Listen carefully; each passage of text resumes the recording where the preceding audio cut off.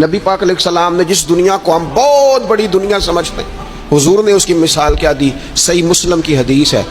دیکھیں کتنا کھول کر اور کتنا آسان کر کے رسول پاک ہمیں بات سمجھاتے ہیں۔ دنیا کیا ہے، آخرت کیا ہے،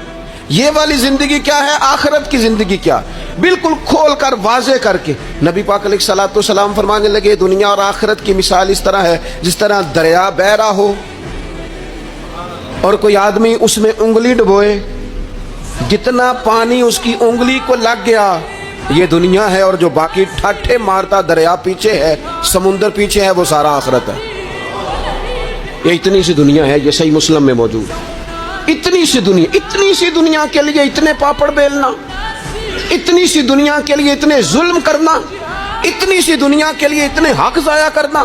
اتنی سی دنیا کے لیے اتنے لوگوں کے دل توڑنا، اتنے حقوق پہ ڈھاکہ ڈالنا، اتنا جبر کرنا، لوگوں کا مال کھانا، لوگوں کو تکلیف دینا، عزتیں اچھالنا، اتنی سی دنیا کے لیے حضور فرمانے لگے اتنی سی ہے یہ دنیا، جتنا انگلی کو پانی لگ گیا ہے وہ جنت، جو نری جنت نہیں، خدا کا فضل ہے،